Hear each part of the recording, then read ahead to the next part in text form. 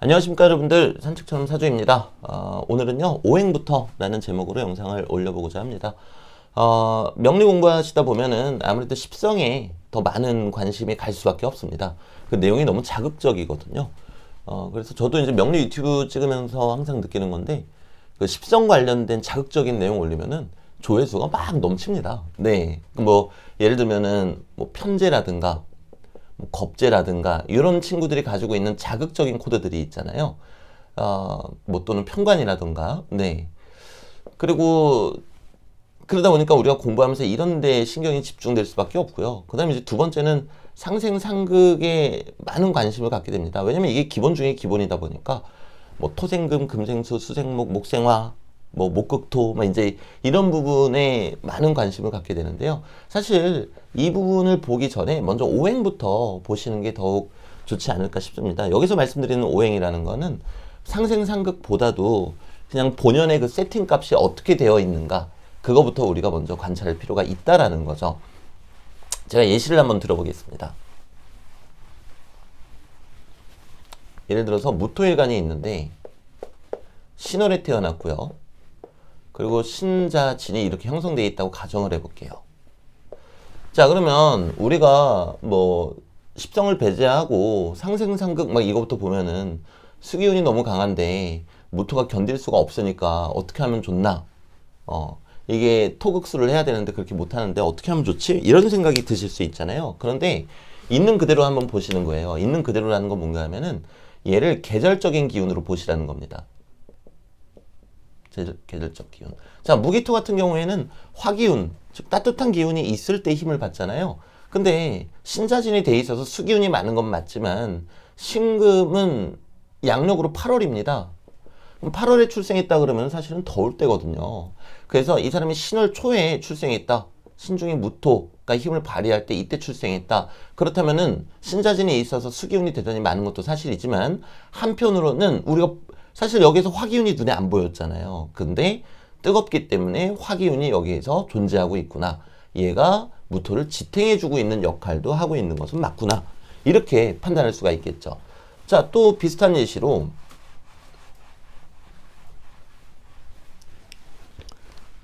뭐 신금일간은 화기운이 대단히 취약하죠. 근데 여기에 무신 이렇게 자리 잡고 있다. 자, 그러면 신월은 방금 전에 말씀드렸다시피 8월 기운입니다. 그리고 무토도 이 정화의 기운을 강하게 흡수했기 때문에 대단히 뜨겁죠. 자, 그러면 우리가 겉으로 봤을 때 관성이 보이지 않지만 너무나 뜨겁기 때문에 관성, 즉 사람 무리들을 좀 버거워할 수 있겠구나. 이렇게도 우리가 판단할 수 있다는 거죠. 자, 이번에는 조금 더 보편적인 예시를 한번 들어보겠습니다. 예를 들어서 경금일간이고 신토가 있는데 미토가 있더란 말이에요. 그럼 우리는 그 단편적으로 토생금 이것만 생각하시거든요. 근데 그것만 생각하실 게 아니라 경금이 화기운이 아무리 강하다고 하더라도 미월 미시면은 더울 때, 아주 뜨거울 때 태어났단 말이죠. 그러면 우리가 여기서 이 계절적인 기운을 지지는 좀 보시라 그랬잖아요. 계절적 기운. 자, 그럼 미월이면 뜨겁다, 이게 먼저 나와야죠. 토다, 이게 먼저 나올 게 아니고요. 그럼 뜨거운 기운이 양 사이드에 자리 잡고 있기 때문에 아무리 경금이라고 할지라도 이 화기운이 조금은 버겁겠구나, 이렇게 생각하실 필요가 있다는 겁니다. 자, 그리고 진토 같은 경우에는 계절적인 기운이 뭐겠습니까? 봄이잖아요. 그 와중에 여기에 봄 기운이 서려 있구나. 그러면 단순히 토생금으로 보이던 게 조금 다른 형태로 보이실 겁니다. 물론 토생금이 아니냐? 그럼 토생금은 맞죠. 토생금은 맞지만 그 전에 이거를 먼저 보셔야 된다는 거예요. 자, 그리고 십성을 배제하는 것도 마찬가지예요. 십성을 배제하는 것도 예를 들어서 병화일간이 있는데 임, 자, 개, 해, 그리고 술, 정, 유 이렇게 있다고 가정을 해볼게요. 그러면 일단은 십성도 붙이지 마시고, 그리고 또 일단은 상생상극, 이 지지는요, 지장간에 여러 가지 기운들이 얼기설기 엮여 있기 때문에 여러분들이 그냥 상생상극으로 보시면은 연산이 절대적으로 맞지 않습니다. 네. 그러다 보니까 천간은 순수한 기운이라서 상생상극으로 보되 지지는 형충파해를 통해서 본다. 이렇게 말씀하시는 분들이 많아진 이유도 그것 때문이라고 저는 생각을 합니다. 왜냐면 지지는 여러 가지 기운이 뒤엉켜 있다 보니까 그렇게 목생화, 화생토 이렇게 보니까 안 맞기 시작한 거거든요.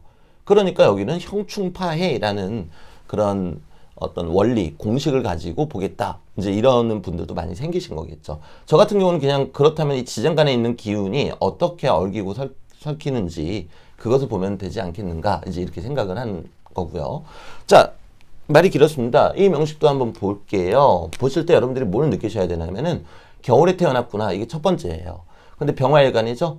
자, 겨울에 태어난 게 아무래도 내 힘을 더 많이 빼는 경우는요. 병정화일간, 그리고 무기토일간은 아무래도 그럴 수밖에 없습니다. 왜냐면은 무기토일간 같은 경우도 그 화기운에서 힘을 받으니까요. 그래서 우리가 화토동법이라는 이야기도 하죠. 자, 여름, 뜨거운 여름에 태어난 게 조금 내 힘을 많이 뺀다. 그럼 당연히 임계수일간이겠죠. 그리고 신금일간 같은 경우도 화기운에 취약하죠. 그리고 아무리 경금이 화기운이 강하다 할지라도 경금 같은 경우도 너무 약한 경금이면은 화기운에 취약하겠죠. 그래서 먼저 이런 기운을 한번 느끼셔야 됩니다. 추울 때 태어나면은 병정화나 무기토일간은 조금 불리하겠구나. 여기서 이제 불리하다라는 게 진짜로 뭐 안 좋다, 명식이 안 좋다 이런 의미가 아니고요. 명식의 힘이 좀 많이 빠진다 이런 뜻입니다. 자, 그리고 여름에 태어나게 되면은 임계수일간, 임계수는 겨울 기운인데 여름에 태어났으니까 당연히 내 힘이 많이 빠지겠죠. 그리고 경신금일간, 경금일간 같은 경우에는 일간이 힘이 약할 때는 그럴 수 있겠구나. 그리고 신금일간은 화기운에 취약하니까 화기운이 더 취약해질 수밖에 없겠구나. 자, 그럼 여기 이제 가물목일간 남았잖아요. 가물목일간 같은 경우는 이게 나무잖아요. 나무니까 가을 기운이 강해지면은 그때 일간의 힘이 조금 더 빠져버리게 됩니다. 가을 기운이 강해지게 되면은. 가을 기운이 강해진다는 건 결국에 무슨 얘기입니까? 뭐 6월 유시에 태어났다라든가 아니면은 뭐 술월도 가을 기운이 아주 세질 때거든요. 술월 뭐 술시에 태어났다라든가 또는 뭐 술월 유시에 태어났다라든가 이러면은 내가 살고 있는 시공간이 가을 기운이 너무나 강력해지기 때문에 아무래도 힘이 우리가 눈으로 보는 것보다 더 많이 빠진다. 이렇게 생각하시면 좋겠어요. 자, 그럼 다시 위로 올라가서 볼게요. 위로 올라가서 겨울에 태어났으니까 일단은 병화일간 입장에서는 힘이 많이 빠지겠구나. 이렇게 생각하시면 됩니다. 자, 그리고 겨울 유시니까 해가 질 때죠. 그럼 힘이 조금 더 빠졌겠네요. 자시가 아니더라도요. 자, 그러면 여러분들이 이 명식을 봤을 때 십성을 먼저 보실 것도 아니고 뭐 목생화, 화생토 이거를 먼저 보실 것도 아니고 일간의 힘이 좀 많이 빠졌구나. 그런데 그 와중에 수기운이 이렇게 강하니까 일간이 얘를 감당하는 것이 쉽지가 않겠다. 그리고 그 와중에 술 중에 있는 정화가 이렇게 통근이 됐으니 이것을 강하게 의지하면서 살아갈 수밖에 없겠구나. 이런 것들을 먼저 보시면 좋다라는 거예요. 자, 그 다음에는 우리가 레고 블록 쌓듯이 여러분들이 여러 가지 형태로 조합을 해보셔야 돼요. 예를 들어서 여기 금의 왕이 있잖아요. 그럼 운에서 수기운이 오면 어떻게 되겠습니까? 금생수가 지나치게 강하게 되겠죠? 아, 그럼 수기운이 너무 강해지니까 그때는 병화일간 입장에서 많이 부담되겠다. 여기 있는 수기운 때문만이 아니라 여기서는 수가 없을 줄 알았는데 수가 오면서 금생수를 내버리니까 이 아랫사람 자리가 많이 부담이 되겠구나. 이렇게 또 생각을 해보셔야 되고요. 자, 그다음에 두 번째, 온전히 잘 가고 있다가 갑자기 신금이 왔다. 그럼 신유술이 되어버리죠? 그럼 금기운이 대단히 강해지니까 이게 무엇을 의미하는 거지? 이거를 생각하시기 전에 그냥 그대로 느껴보시는 거예요. 금이라면 내가 화극금하니까 내가 극하는 대상이죠. 자, 근데 이미 수기운이 너무 강해져서 일간이 힘이 많이 빠졌습니다. 그 상태에서 금기운이 너무 커져버리게 되면은 일간 입장에서 버겁겠죠. 내가 극해야 되는데 왼쪽에서도 오른쪽에서도 이렇게 나를 막 제어하고 있는데 아래에서도 내가 극해야 될 덩이가 너무 커졌잖아요. 그럼 일간 입장에선 버겁겠구나. 그리고 또 신유술이 되면은 금 덩이가 너무 커지니까 그 와중에 수기운이 오면은 예를 들어서 신대운에서 그럼 10년 내내 신유술을 하고 있는 거거든요. 근데 세운으로 수기운이 온다. 그럼 물이 범람하겠구나. 그래서 힘들겠구나. 이런 식으로 봐주시는 게 조금 더 명확하다라는 거죠. 자, 그리고 술토 같은 경우는 그러니까 제가 계속 앞에서도 계절적 기운을 강조하잖아요.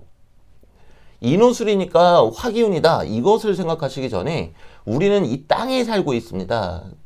때문에 이 천간하고 지지를 볼 때에도 지지의 세력이 강력한 걸로 보고 있는 거잖아요. 그러면 마찬가지로 술토를 볼 때도 인호술이니까 화기운이네 이렇게 보실 게 아니라 가을 기운이 가중됐네, 가을 기운이 무척 세네, 이거를 먼저 떠올리셔야 됩니다. 그리고 그 안에 불씨가 하나 있구나. 뭐 진토도 마찬가지겠죠. 진토를 보실 때에는 봄 기운이 무척 강하네. 그런데 그 지장간 안에 개수가 있구나. 이런 식으로 생각해 주시면 조금 더 여러분들이 쉽게 명리 공부를 하실 수 있지 않을까 싶습니다. 그래서 오늘 영상은 여기서 마무리 짓도록 하겠고요. 오늘 영상에 제가 드리고 싶었던 말씀은 십성이라든가 상생상극을 먼저 보기 전에 순수하게 그 명식이 어떠한 틀로 짜여져 있는지를 먼저 판단하시고, 그리고 지지를 보실 때는 계절적 기운을, 뭐 연지든 일지든 일단 계절적 기운을 먼저 생각하시면서 보셔야 되겠다. 자, 그럼 뭐 이명식 같은 경우는 해중에 간목이 있잖아요. 그러면은 이게 너무 부담이 되니까 아무래도 이 사람은 해중에 간목을 강하게 붙잡고 사는 사람이 되겠죠. 왜? 간목이 목생활을 해줄 수 있는 존재니까요. 그러면 간목은 편인이 되는 거고, 그럼 편인이면 그에 맞는 설명을 그때 가서 붙이면 되는 거예요. 근데 우리가 십성을 먼저 막 달달달 공부하시게 되면 그게 눈에 안 들어올 수밖에 없거든요. 그래서 오늘 영상을 이렇게 준비해 봤습니다. 네, 오늘 영상은 여기에서 마무리 짓도록 하겠습니다. 며칠간 비가 오더니 이제 날씨가 맑은 것 같습니다. 우리 인생도 비가 오고 나서는 꼭 맑아질 수 있다라는 것을 저도 여러분들도 명심하며 하루하루 살아가면 참 좋겠습니다. 네, 가보겠습니다.